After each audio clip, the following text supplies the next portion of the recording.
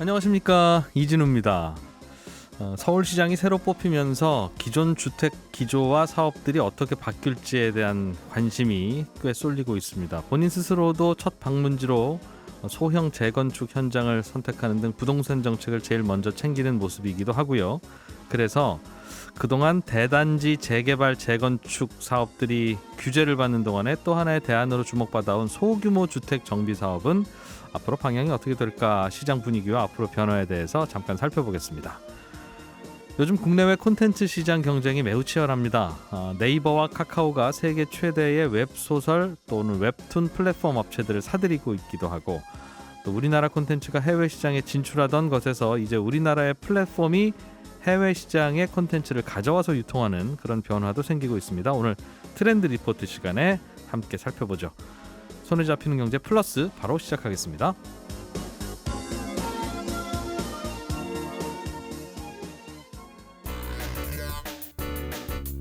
오, 오늘 왜 이래요? 네, 코스닥 지수는 어제 1000선을 오랜만에 돌파했고, 오늘도 코스피 코스닥 양시장 모두 상승세를 이어가고 있습니다. NH투자증권의 신환종 FICC 리서치 센터장을 전화로 연결해서 오늘의 증시 포인트 어떤 게 있는지 살펴보죠. 센터장님. 네, 안녕하세요. 예, 센터장님도 오랫동안 주식시장에 몸담고 계셨으니까 코스닥 지수가 1000을 돌파한 게 꽤 감개무량하시겠습니다. 아, 네, 그렇죠. 그렇지는 네, 않으시군요. 예, 이게 예전보다는 좀 내려온 거죠. 예전에 코스닥 지수가 지금으로 치면 한 3000까지 올라간 적도 있었다고 하니까.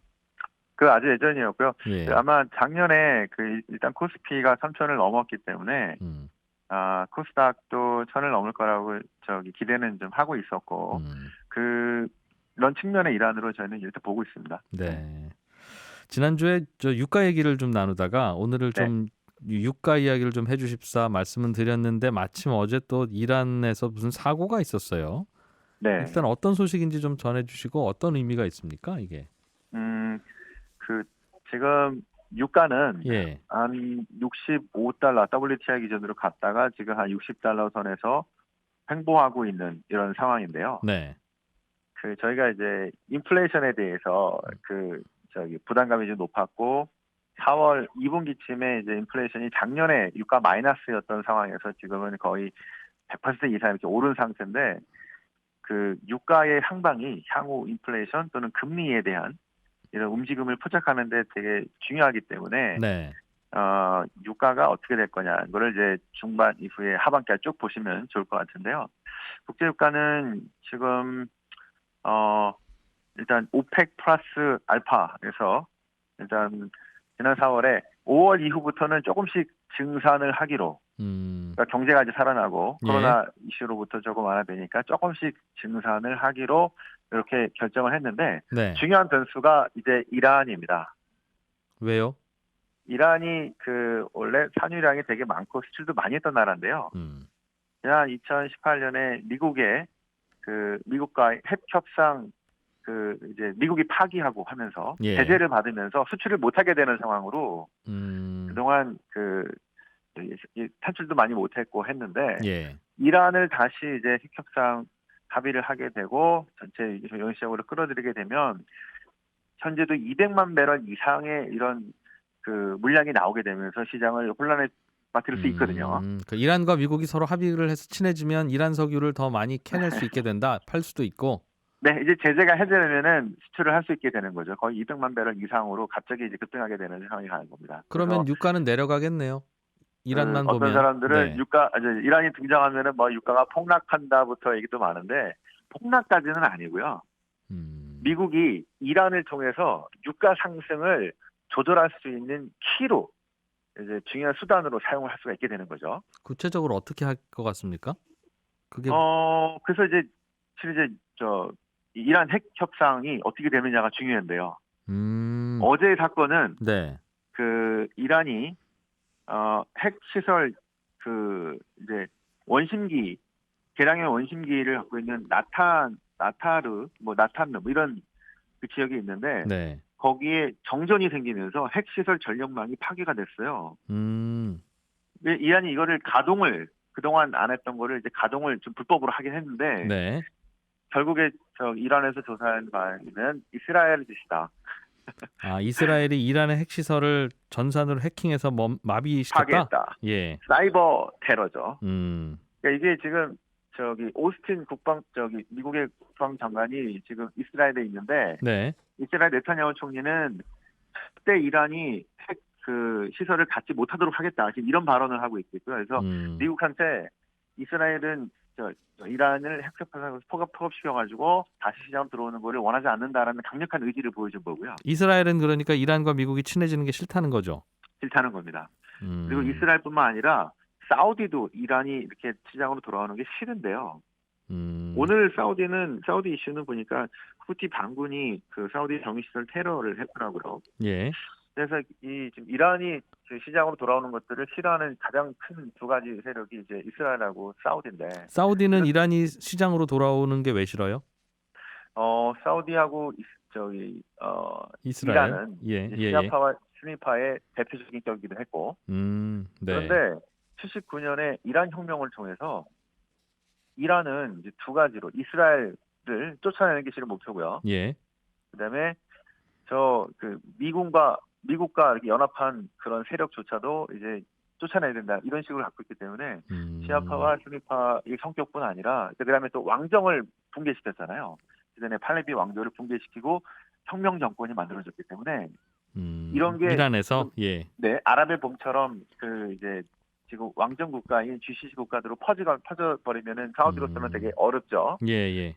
그래서 저희들은 이제 시아파 수니파 이 얘기보다도 이란의 성격이 이란 지금 신성 정부의 이 성격이 왕정을 붕괴시키고 만들어진 정권이기 때문에 사우디로서는 이란을 되게 싫어한다 이렇게 볼 수가 있을 것 같습니다. 그리고 사우디 이란 하고 이스라엘 공이 이란의 시아파 벨트가 쭉쭉 만들어지는 게 싫은 건데요. 네. 이란, 그다음에 이라크도 지금 시아파 정부죠. 그다음에 시리아, 그다음에 헤즈볼라까지 이어지는 이런 시아파 벨트가 만들어지면 여러 가지로 그 사우디하고 이스라엘이 상당히 어렵기 때문에 그거를 방해하고자 하는 공작을 그동안 해왔다고 볼 수 있겠는데 그래서 미국의 트럼프 정부는 이스라엘하고 그동안 사우디에 손을 들어줬다고 볼 수 있겠습니다. 예루살렘을 수도로 인정도 하고 이렇게 이란을 압박하면서 그렇죠. 그런데 오바마 정부 때 했던 것처럼 지금 바이든 정부는 다시 이란을 시장으로 정상 국가로 끌어들이면서 대륙 균형자의 역할을 미국이 하고 이렇게 균형을 맞춰놓고 실은 전쟁을 중국과 다른 지역에서 벌이려고 하는 것들이겠죠. 좀 더 강한 압박을 저쪽에서 하되 중동은 이런 식으로 좀 정리를 해놓겠다라는 생각에서 지금 팩 협상을 진행 중인데 지금 상황이 그렇게 만만치는 않은 것 같습니다. 왜냐하면 이란이 그동안에 좀 쌓인 것도 있겠지만요. 6월에 선거가 있습니다. 이란에서? 네. 6월에 대통령 선거가 있는데요. 물론 이란은 신정 정치 체제이기 때문에 대통령 위에 khomeini 또는 지금은 하메네이죠. 같은 이제 신성 율법학자가 최고 통수권자이긴 합니다. 외교 등등에. 근데 내치는 거의 대통령이 하죠. 그동안에 로하니 대통령은 개혁파였기 때문에 그나마 이런 핵협상이라든가 선진국 미국과의 어떤 관계를 개선하려고 노력했었는데 임기가 지금 2달밖에 안 남았어요. 6월입니다. 선거가. 지난번 그 전에 있었던 아흐마네자드 같은 강경파가 득세될 가능성이 높기 때문에 자, 이란 지금 정부 측면에서도 빨리 지금 딜을 해결해야 되고요. 미국으로서도 요 5월 안에 끝내지 않으면 6월로 넘어가면은 강경파가 등장하게 되면서 상황을 더 어렵게 만들 가능성도 있습니다.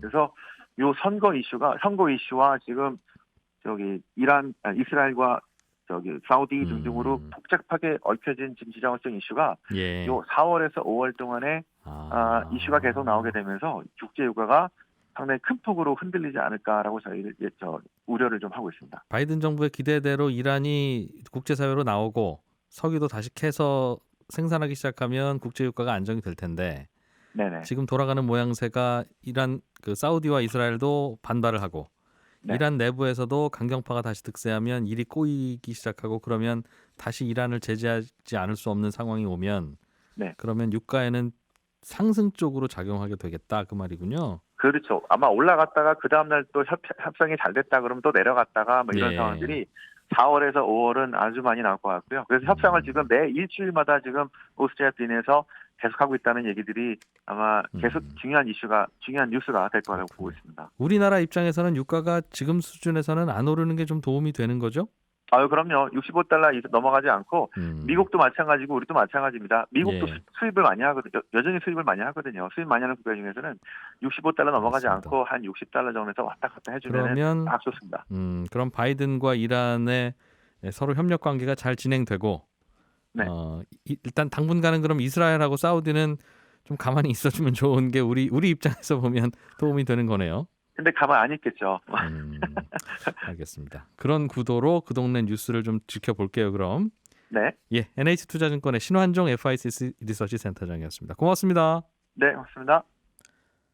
도심에 살만한 집들은 부족한데 낡은 주택과 빈 집들은 방치된 채 점점 늘고 있습니다. 이걸 정비해서 공급을 늘리는 다양한 방안들이 추진되고 있죠. 그런데 그동안 대규모 재개발 재건축은 좀 자제하자는 게 정책 방향이었어요. 그래서 소규모 재건축 정비 사업들이 지자체 중심으로 추진됐는데 오세훈 시장이 새로 취임하면서 짧은 1년여의 임기 동안 이런 사업들은 어떻게 될지 시장 분위기는 좀 어수선하다는 듯해서 좀 살펴보겠습니다. 오비스트의 이진우 대표 나오셨습니다. 어서 오세요. 안녕하십니까, 이진우입니다. 네, 저하고 이름이 비슷해서 자주는 못 모시겠습니다. 비슷하진 않고 똑같습니다. 예. 안 그래도 다니다 보면 요즘 가로주택 정비 사업 또는 소규모 주택 정비 사업 이런 현수막이 걸리는 곳들이 가끔 있더군요.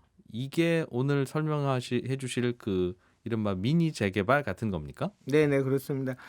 뭐 사실상 가로주택 정비 사업을 이 기자님께서 얘기하셨는데, 이 가로주택 정비 사업은 2012년도에 도시및 주거환경정비법이라는 법에 그 명시가 돼 있었어요. 예. 그런데 이제 사업이 활성화되지 못하다가 다 아시다시피 이제 서울시에서 정비사업, 기존 정비사업 재개발 재건축의 직권 해제를 통해서 굉장히 많은 단지들을 해제를 했죠. 그러다 보니까 추진하려다가 이제 못하게 된 거죠.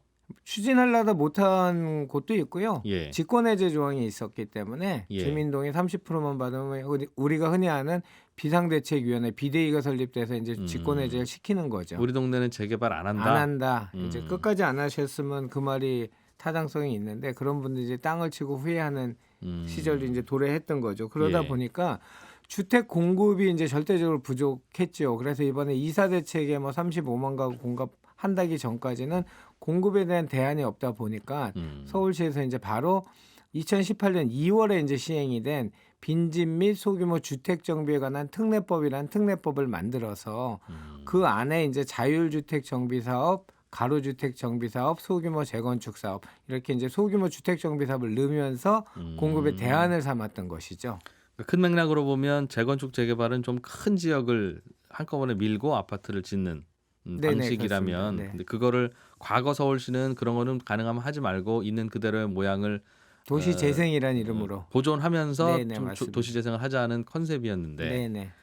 그러다 보니 주택 공급이 너무 안 되니까 네네. 이렇게 소규모로 재개발 재건축을 하는 건 허용해주자는 예, 쪽으로 허용하고 정책을 뭐 인센티브도 많이 주는 정책을 핀 것이죠. 그래서 예. 지금 얘기하신 것처럼 우리가 현행 법상에서 대규모 개발과 이제 소규모 개발의 기준점은 10,000제곱미터라는 숫자입니다. 10,000제곱미터가 이제 구 면적으로 얘기하면 한 3,000평 조금 3,000평 넘, 정도. 예, 3,025평 정도 되는데, 예. 그 이상이 되는 거는 우리가 흔히 아는 정비 기본 계획이나 정비 구역을 지정해서 우리가 아는 재개발 재건축을 예. 하라는 것이고요. 그 미만, 10,000제곱미터 미만은 소규모 주택 지역인데 요 안에서 주민들을 위해서 도시 기반 시설을 확보해주고 주거환경을 열악한 거를 개선해서 주민의 삶의 질을 향상시키라는 그런 취지에서 나온 법이죠. 결국은 그럼 좁은 면적의 재개발이네요. 예, 작은 재개발을 보시면 됩니다. 그동안 좁은 면적은 재개발을 못했습니까? 못했죠. 왜냐하면 이제 그 문제는 언제나 사업성이란 문제랑 귀결이 되기 때문에 예. 예를 들면 규모의 경제에서 3,000평 하는 것보다 30,000평 하는 게 훨씬 더 많은 세대수가 들어갈 테고 예. 그 세대수가 들어가면 기부 체납을 하는 그 정비 기반 시설을 제공하는 데 측면에 있어서 도로나 상하수도를 제공하는 데 있어서 상대적으로 작은 면적이 되겠지만 이 적은 면적에서는 도로를 6m를 확보하고 이러면 실사업할 수 있는 시행 면적은 그렇게 크지 않지요.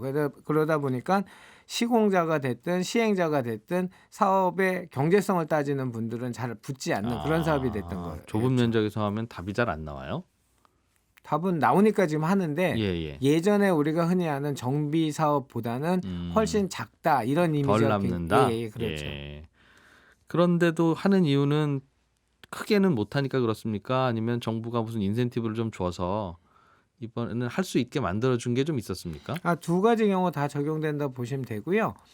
2015년도부터 우리가 흔히 말하는 이거 대규모 이제 개발을 할 경우에는 기본 계획을 수립해야 되지 않겠습니까? 예. 정비 기본 계획이란 걸 수립해서 서울시의 인가를 받고 정비 구역을 지정을 해서 그다음에 우리가 아는 조합 추진위원회 뭐 이렇게 이제 등등 나가게 되는데 정비 기본 계획이 없는 지역들은 정비 기본 계획부터 다시 다 잡아야 되잖아요. 여기서부터 여기까지 우리 재개발을 할 거야, 재건축을 할 거야 이렇게 이제 진행을 해야 되는데 네. 정비 기본 계획을 수립을 지금 이제 서울시에서 하지 않아요. 지금은 이제 생활권 계획이라 그래서 더 디테일하고 더 엄격히 주거 정비 지수나 이런 것들 따져서 여기는 재개발을 해줄지 말지 기본 계획을 수립해줄지 말지 결정하다 보니까 서울시에서 아예 밑그림 그려주겠다. 너희들이 밑그림 갖고 오는 건 하지 마. 이제 그런 방향이에요? 아니요. 예전에는 이제 민간이 입안 제안도 했었죠. 여기 재개발을 해달라 하는데 예. 기본 계획 수립 절차가 없어졌어요. 이제는 수립을 안 받고 생활권 계획이라서 서울시에서 그 도시 및 주거환경 정비 조례에서 다 나눠놓은 거예요. 세분화해서 나눠놔서 주민들이 원하면 구청에서 용역을 줘서 뭐 노후도나 뭐 기타 이런 여러 가지 요건들을 엄격히 따져갖고 여기는 기본 계획을 한번 수립해 보는 게 타당하다 하면 용역 결과가 나오면 서울시에 이제 올려서 서울시에서 다시 수많은 심의위원회를 통과해서 구역을 지정하는 예전처럼 기본 계획 수립 절차가 없어졌어요. 아하. 그러다 보니까 대체적으로 이제 물론 장인 뉴타운 이번에 해제된 지역이 가로주택 정비 사업을 만제곱미터 단위로 잘라서 하는 지역도 있지만 대부분의 지역들은 이 정비 기본 계획조차 없는 동네들이 많아요. 그러다 보니까 정비 기본 계획도 없는 데다가 크게까지 하려면 처음부터 다 준비를 다시 해야 되는 이런 상황이 되는 거죠. 원래 정비 기본 계획이라고 하는 것은 그 마을 주민들이 모여서 우리 여기서부터 이만큼 다시 우리 합의 보고 동의되면 아파트 지읍시다 밀고 그 계획의 초안을 정비 기본 계획이라고 하는 겁니까? 그렇죠. 정비 그런 초안인데 그거는 이제 주민 제안일 경우도 있지만 예. 서울시 도시 및 주거환경 정비 조례에서 서울시에서 여기는 정비 기본 계획을 수립하고 여기는 정비 구역을 지정하고 2003년 이제 뉴타운이라는 걸 나오면서 그때부터 다 정해져 있었던 거죠. 근데 신규 지정을 하기 위해서는 아까 말씀드린 것처럼 15년도부터 이제 신규 지정을 기본 계획을 수립을 안 하고 각 구마다 말씀드린 것처럼 생활권 계획이란 걸 수립을 해서 주민을 제안을 하면 엄격한 잣대를 대서 기본 계획을 구청에서 관에서 입안을 다시 해주는 거죠. 그렇게 하게 된 이유는 뭐예요? 달라진 것인데 말씀하신 대로. 그런 것들이 이제 그 11년도부터 고 박원순 시장이 재임을 하셨잖아요. 네. 그러면서 아까 말씀을 이제 방송 전에 말씀을 잠깐 나눴지만 대규모 집단 공급에 대한 부작용이나 또는 그런 거부감이나 이런 네. 것들이 분명히 있었죠. 그래서 우리가 흔히 알고 있는 창신동이나 도시 재생의 이름을 우리가 흔히 그 반대쪽에서 얘기하는 것처럼 벽화 그리려고 그 돈을 다 쓰냐, 뭐 주차장 만들려 다 쓰냐 하는 것처럼 네. 도시 재생이 기본 그 틀이 된 거죠. 도시 재생을 그러니까 기본적으로 싹 밀고 싹 짓고 하는 거 하지 말고 기존 도심을 살리면서 이제 이런 쪽에 방점이 찍혀 있는 도시 정책을 계획을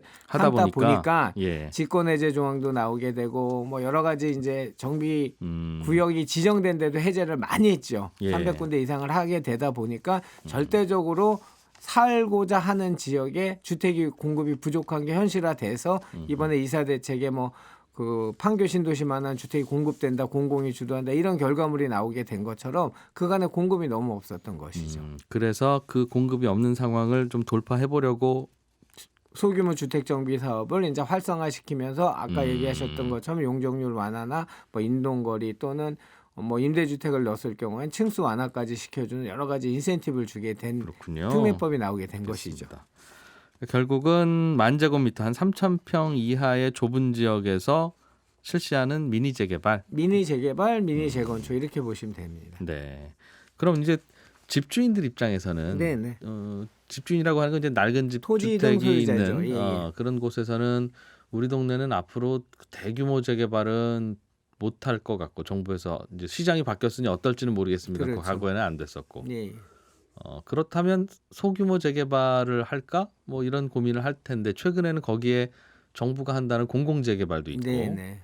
또 시장이 바뀐 후에는 대규모 재개발도 예전처럼 하는 거 아닌가 하는 네네. 또 생각도 들 수 있으니 맞습니다. 다양한 옵션이 생기겠습니다. 네, 제가 생각에는 시장에다 불확실성만 더 던져준 것 같습니다. 왜냐하면 지금 뭐 층수로 대변된 35층을 50층을 올리는 문제라든지 예. 여러 가지 층수 완화 문제, 용도 지역 변경 문제 또는 뭐 지금 하여튼 현재 당선된 오세훈 시장님이 공약을 했던 내용들이 현재 기존의 정부 정책하고는 전부 대척점에 있는 정책이거든요. 왜 그러냐면 정부는 전부 공공주도고 예. 여기는 민간 주도다 보니까 네. 근데 이제 굉장히 혼란스러운 게 뭐냐면 시장의 사인을 시장에서 어떻게 받아들여야 되는지 모르는 것이죠. 예. 왜냐하면 오세훈 시장 같은 경우 2층, 7층 이하를 다 없애겠다 했는데 올 1월에 서울시에서는 층수에 대한 심의 기준이 또 나왔었고 토지거래 허가 구역을 서울시나 강남 쪽에 있는 거를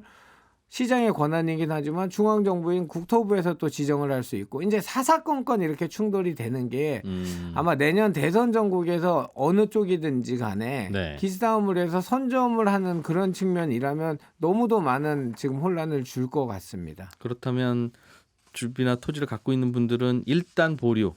상황 그렇게 좀 보자. 나오니까 이제 혼란스러운 아. 거죠. 더. 그러니까 너무 헷갈려요. 전문가인 저도 헷갈리는데 어쨌든 그게 민간과 공공인데 다행인 것은 이사 대책하면서 투기 근절 대책이라든지 미리 다 발표를 했기 때문에 네. 그 내용만 보더라도 민간으로 하는 게 유리하다 생각하시는 분은 그쪽으로 갈 것이고 공공으로 예를 들면 사업장이 사업성이 떨어지거나 아주 열악한 지역에 분양까지 걱정이 되는 지역에선 공공이 하는 게 날 수도 있겠죠. 인센티브 받고 뭐 이제 하는 게 날 수도 있지만 시장의 이제 선택의 몫인 것 같습니다. 네, 오늘 미니 재개발이라고 불리는 소규모 주택 정비 사업에 대해서 공부를 해봤어요. 한 가지 좀 궁금한 게 네, 요즘 재건축은 재건축 초과이익 환수제라고 해서 네네. 뭐 해서 돈 벌어봐야 다 이제 가져간다 이제 이런 계산이 좀 복잡해진다 하더군요. 예. 그러나 또 낡은 주택 밀고 다시 아파트 짓는 건 밀고 아파트 짓는 건 똑같은데 그렇죠. 그건 또 재개발이라고 해서 초과이익 환수가 없는 네. 재개발 초과이익 환수는 아직 제도가 안 만들어졌으니까. 네. 그러면 오늘 설명해 주신 소규모 주택 정비 사업 미니 재개발은 이건 재건축으로 포함됩니까? 재개발입니까? 이게 약간 좀 낡은 어수선한 동네를 밀고 다시 짓는 건 우리는 기본적으로는 재개발이라고 생각하는데 네네. 또 그게 재건축으로 분류되는 경우도 있다고 하더군요. 일단은 법상으로는 예. 그 도시 기반 시설이 열악하고 주거 환경 재개발하고 똑같습니다. 그러니까 이제 재건축도 마찬가지로 법상 재건축하고 똑같고요. 기반 시설은 양호하고 주거 시설이 열악하면 재건축. 네. 예. 기반 시설도 열악하고 주거 시설도 열악하면 재개발. 이게 이제 법에 정해져 있는데 이 소규모 주택 정비 사업 같은 경우에는 조금 애매모호한 것들이 있어요. 어떤 거냐면 예를 들면 처음에 이제 명확히 도로가 뭐 4m 관통 도로가 없거나 아주 열악한 지역 같은 경우는 가로주택 정비 사업이 맞겠지만 재개발이 예. 미니 재개발이 아까 MC님께서 얘기하신 것처럼 애매모호한 뭐 이런 지역에서는 선택의 몫이 될 수가 있어요. 어떤 예. 말이냐면 주로 이제 강북 지역엔 뭐 재건축 초과이익 환수가 된다라도 크게 적용되는 데는 없겠죠. 그럼에도 만약에 재건축 초과이익 환수제 말 자체가 나는 무서워 우리는 그런 거 안 하고 싶어라고 하면 가로주택으로 하는 게 맞겠죠. 또 어중간한 동네에서는 그럼 선택이 가능하다는 가능하죠. 거군요. 재건축으로 할지 재개발로 할지. 예, 그런데 왜 뭐 시는 항상 공평하죠. 양쪽에다 혜택을 주진 않죠. 네. 무슨 말이냐면 서울시 도시계획 조례에서 높이에 대한 얘기입니다. 원래 대부분이 이제 2종 일반 주거 지역이라는 용도 지역이 보통 지금 소규모 주택 정비 사업의 한 60%를 차지해요. 기존에 올 1월에 심의 기준 만들 때 서울시에 발표한 게 조합 설립 인가까지 난 게 현재 172개였어요. 1월 달까지 벌써. 근데 대부분의 그중에 60%가 제2종 일반 주거 지역이라고 전수조사가 됐습니다. 근데 2종 일반 주거 지역에서는 어떤 뭐 임대주택을 넣는다든지 여러 가지 혜택을 주더라도 법상 가로주택 정비사업으로 지을 수 있는 최고 층수는 15층이에요. 아, 미니 재개발로 다른, 하면 예. 15층 이상 안 되고 예, 그런데 똑같은 걸 미니 재건축으로 축으로 할 경우에는 하면 도시계획 조례에서 서울시 도시계획 조례에서 25층까지가 상한이에요. 가능하다. 같은 그러니까 마을이라도. 15층 이상으로 더 많이 지을 수가 있죠. 소규모 그 재건축을 할 대신 경우에는. 재건축 초과이익 환수는 해야 되고. 아니요. 해당될 수도 있고 안 될 수도 있죠. 재건축 초과이익 환수제는 남는 돈이 있을 때 정부에서 가져 환수해 간다는 남는 돈이 거니까. 있으니까 재건축하겠죠. 아니, 그 남는 돈은 이제 시점에 따라서 굉장히 복잡하더라고요. 그래요? 계산하는 아. 방법이 저 같은 전문가들도 그 숫자를 단 알겠습니다. 전문가들 아니고는 계산하기 힘들 만큼 복잡하고 아. 어쨌든 재건축 초과이익 환수제는 말 그대로 이 재건축을 함으로써 예. 뭐 지대한 이익을 봤을 때 가져간다고 이렇게 보시면 되니까 그렇게 일장일단이 있는 것 같습니다. 어떤 지역을 밀고 다시 지을 때 이게 재건축일 수도 있고 재개발일 수도 있다. 그렇죠. 근데 일반적으로 우리가 지역을 뭐 편향된 건 아니고요. 일반적으로 강북 쪽에는 열악한 기반시설이 많은 지역은 가로주택 정비 사업을 많이 추진하고 있고요. 네. 강북이나 강동 또는 그 마용성이나 이쪽의 일부 지역들은 소규모 재건축을 추진하는 지역도 있고 현재 그렇습니다. 예. 자, 오늘은 서울에 혹은 대도시에 새롭게 주택을 지을 수 있는 방법들 가운데 이른바 미니 재개발이라고 부르는 소규모 주택 정비 사업에 대해서 어떻게 진행되고 있는 건지 어떤 장단점이 있는지 알아봤습니다. 정책이 요즘 바뀌면서 더 선택지가 많아져서 좀 골치 아프긴 하다 하는 이야기까지 해주셨네요. 오비스트의 이진우 대표였습니다. 고맙습니다. 감사합니다. 네, 최근에 네이버와 카카오가 세계 최대 웹소설 유통업체를 사들이고 있고 그래서 해외 시장에서도 뜨거운 경쟁을 벌이고 있습니다. 이 두 기업들의 전략은 뭔지 이쪽 시장은 얼마나 더 커질지 주식 투자하시는 분들도 아마 뜨거운 관심이 있는 분야일 텐데 오늘 트렌드 리포트 시간에 살펴보죠. 한국인사이트 연구소의 김덕진 부소장님 어서 오십시오. 네, 안녕하세요. 반갑습니다. 김덕진입니다. 요즘 뉴스 보니까 아주 뭐 뜨거운 뉴스들이 쏟아져요. 네이버는 왓패드라고 하는 웹소설 유통업체 지분을 6,500억에 사들였고 네. 카카오는 비슷한 회사인 레디쉬라고 하는 역시 이것도 웹소설 사이트더군요. 4천억의 인수 추진한다고 하고. 네, 맞습니다. 이게 6,500억이 어느 거냐면 제일 중요한 게 네이버가 역대 외부 법인에게 쓴 돈 중에 최대 투자 규모입니다. 그러니까 그만큼 진심이다 뭐 이렇게 볼 수 있을 것 같은데요. 예. 지난 1월에 인수했던 네이버의 왓패드 같은 경우에는 세계 각국에서 한 9천만 명 정도 쓰는 웹소설 유통 서비스고 예. 사람들이 얼마나 많이 쓰냐면 9천만 명이 월에 230억 분씩 씁니다. 그러니까는 정말 많은 사람들이 모여서. 웹소설 보고 있는 거죠. 그리고 이제 카카오가 지금 추진 중인 4천억의 인수 추진 중인 레디시 같은 경우에는 예. 이게 좀 특이한 게 일단은 창업자가 한국 사람이고요. 옥스포드 대학교 졸업한 이승윤 대표라는 사람이 2016년에 만든 회사인데 소설을 만드는데 그게 그냥 한 사람이 쓰는 게 아니라 예. 할리우드식 집단 창작 시스템을 써요. 그래서 웹소설계 넷플릭스라고 불릴 정도로 많은 사람들이 동시에 재밌는 콘텐츠를 빠르게 올리다 보니까 네. 유료 사용자층이 상당히 많고요. 이미 카카오가 지난 7월에 760억을 먼저 투자해서 지분을 13% 정도 갖고 있었는데 이 회사를 아예 사겠다 지금 그러고 있는 상황이라고 볼 수 있을 것 같습니다. 예전에는 소설가가 그냥 본인의 소설을 써서 올렸는데 요즘엔 소설도 네. 한 10명이 모여서 그렇죠. 1편 내가 쓸게 2편 네가 쓰고 전체적인 스토리라인은 이거고 그렇게 해서 같이 쓴다면서요? 네, 맞습니다. 이제 그렇게 집단 창작 시스템이고요. 또 웹소설이 재밌는 거는 이렇게 호흡이 짧고 그리고 어떤 이미지나 여러 가지 어떤 음성 뭐 이런 효과들을 넣을 수 있기 때문에 예. 조금 더 입체적이고 약간 시나리오를 보는 듯한 느낌 뭐 이런 거에 가깝다고 볼 수 있을 것 같습니다. 웹툰도 그와 유사하지만 뭐 비슷한 모델인 것 같은데 네이버는 아예 네이버 웹툰이라고 하는 회사를 미국에 세워버렸고 네. 그리고 뭐 카카오도 비슷한 웹툰 회사를 인수하려고 협상 중이다. 네, 맞습니다. 이제 말씀하셨던 것처럼 네이버 같은 경우에는요. 이미 본사를 작년에 미국으로 웹툰을 옮겼고요. 예. 이제 북미 시장에서 상당히 강력하고 또 다른 웹툰 플랫폼인 태피툰을 운영하는 콘텐츠 퍼스트에 또 334억을 투자해서 지분을 예. 25%를 인수했어요. 그러니까 북미 시장에서 상당히 강력하게 있고요. 거기에 또 카카오가 지금 도전장을 던진 건데 북미에서 최초로 웹툰이라는 걸 만든 타파스라고 하는 회사가 있는데 이 회사에 대해서 지금 인수 협상을 진행 중입니다. 그런데 이미 카카오가 이 회사의 지분을 40% 보유하고 있어요. 그러니까 그것도 몇 번에 나눠서 계속 구매를 했는데 역시 또 북미 시장에서도 웹툰을 아예 우리가 하겠다라는 걸로 이제 인수를 완전히 추진하고 있는 모습이라고 보시면 될 것 같아요. 그럼 웹소설과 웹툰은 전 세계에서 우리나라 기업들이 갖고 있는 플랫폼이 제일 큰 거예요? 네, 지금 이렇게 되면은 거의 큰 것이죠. 왜냐하면 웹툰이라는 것 자체가 거의 우리나라에서 최초로 만들어졌고 예. 웹소설도 이렇게 뭔가 비즈니스 모델로 구체화시키는 것들이 지금 우리나라에서 한 5, 6년 사이에 10배 이상 지금 시장이 커졌거든요. 그런 관점에서 볼 때 웹툰하고 웹소설에서 지금 인수를 통해서 뭐 우리나라 플랫폼이 굉장히 강력하다라고 볼 수 있을 것 같습니다. 심지어 일본에서도 일본 웹툰 1, 2위가 카카오하고 네이버가 하고 있는 플랫폼들이라고 보시면 될 것 같습니다. 이게 소설이나 만화 볼 때마다 돈 내는 거니까 비즈니스 모델은 간단한데 네. 쉽게 말하면 인터넷 기반의 글로벌 만화방이잖아요. 네, 뭐 그렇게 볼 수 있죠. 그렇죠. 그 근데 무협지와 만화가 가득한 맞아요. 그 어둠침침한 그곳을 네. 온라인으로 구현한 것인데 왜 해요? 그러니까 이게 사는 가격들을 보면 만만치 않은 금액을 지불하길래 네, 맞습니다. 그거 일단은 그 장사에서 이 돈 벌기는 어려울 텐데 이런 생각이 들어서요. 근데 그 시장이 일단 시장 규모도 상당히 커졌어요. 예. 왜냐하면 국내에서만 웹툰 시장이 1조 원 시장이 됐습니다. 연간. 네, 그러니까 그만큼 많은 사람들이 이미 컨텐츠를 보는데 돈을 소비하고 있기 때문에 네. 뭐 미국이나 일본에 진출을 하더라도 비슷하게 이렇게 커질 것이다라는 예측이 1번이 있고요.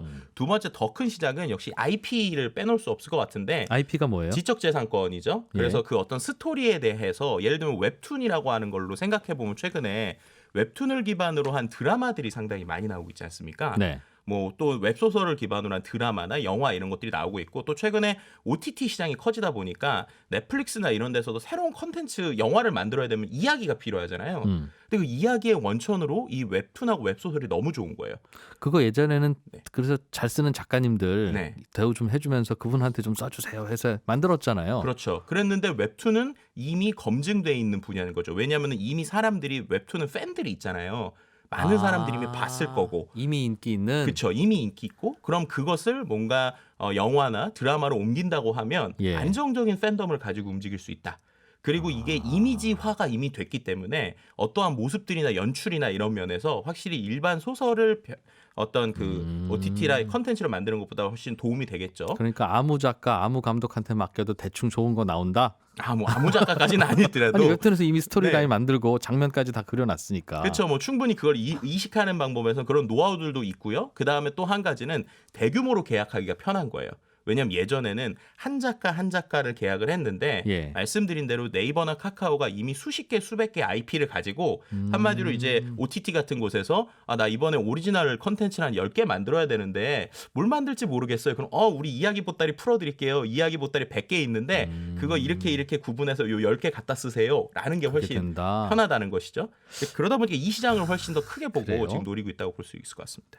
그 드라마, 영화 좀 몇 개 더 찍으려고 이걸 인수하는 게 괜찮아요? 그러니까 그래도 남으니까 이게 좋다고 생각하는 거겠죠. 그럼요. 그리고 이제 제일 핵심은 이게 우리나라 컨텐츠가 해외에 나가는 게 아닌 거라고 저는 생각해요. 뭐냐면 우리나라의 플랫폼 판이 나간다라는 건데요. 네. 이게 무슨 말이냐? 우리가 유튜브를 우리의 영상을 올리고 있지 않습니까? 근데 그 플랫폼은 원래 미국 거잖아요. 예. 마찬가지로 지금 미국과 일본에 진출하고 있는 플랫폼이 진출이 되는 것이죠. 예. 그럼 이제 그 나라에 있는 미국 웹툰들이 우리나라 플랫폼 위에서 노는 겁니다. 그 얘기는 뭐냐? 그건 좀 뿌듯할 것 같아요. 네? 그건 좀 뿌듯할 것 같아요. 그렇죠. 그렇게 되면 이제 우리가 소위 뭐 K 어쩌고를 많이 하는데 K 플랫폼 뭐 이렇게 표현할 수도 있을 것 같은데요. 그럼 그 얘기는 무슨 말이냐? 예. 예를 들면 이란에 나중에 진출한다. 그러면 이란에서 이란 컨텐츠를 가지고 이란에서의 드라마를 만드는 그 역할을 우리가 이제 할 수 있는. 우리가 하겠다. 네.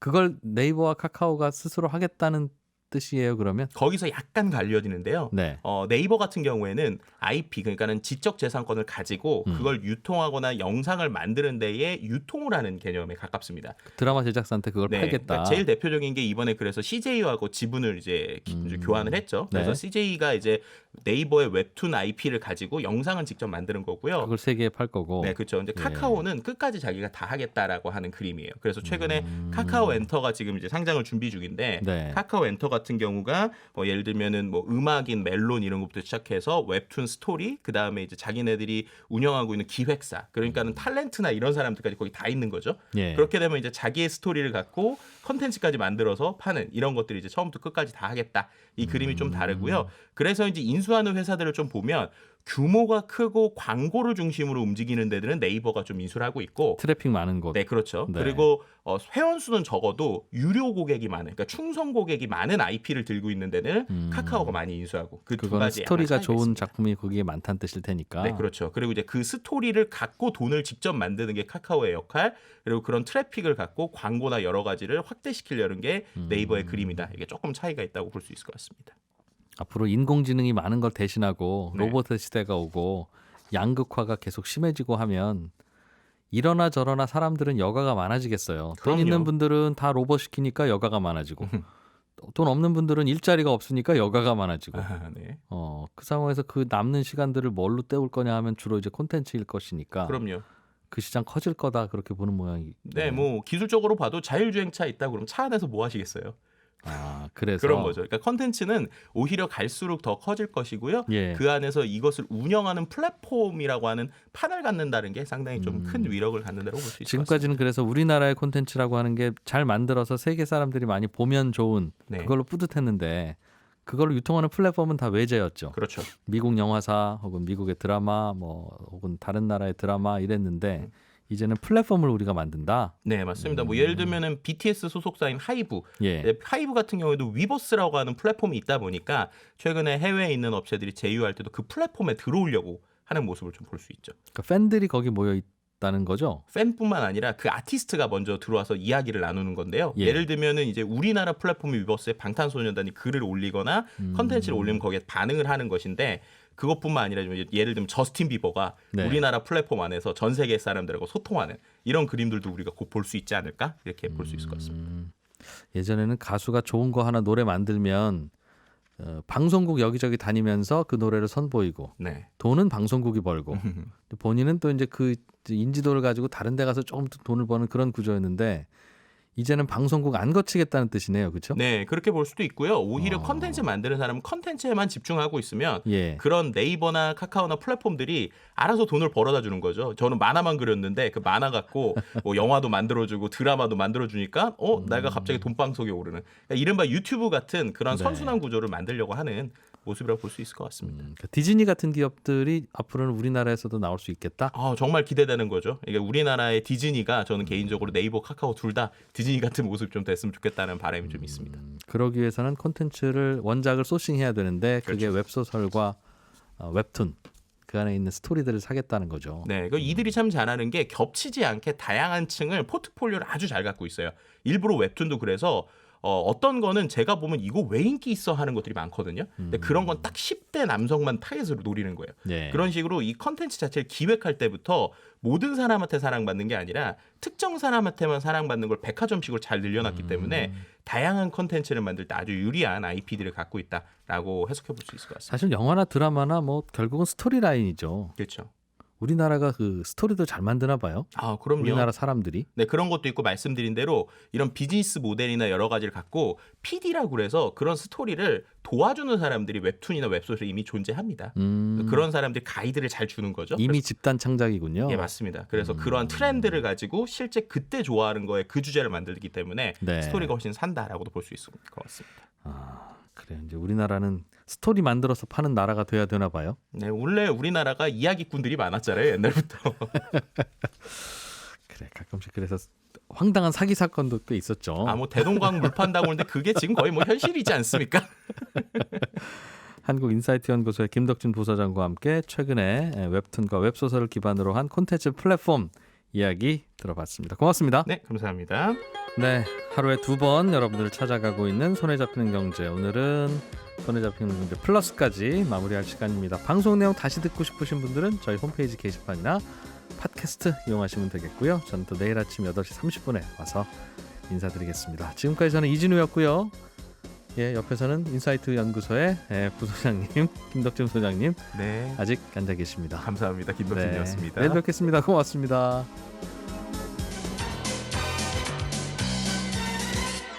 더 깊고 더 재미있는 경제 이야기. 이진우의 손에 잡히는 경제 플러스.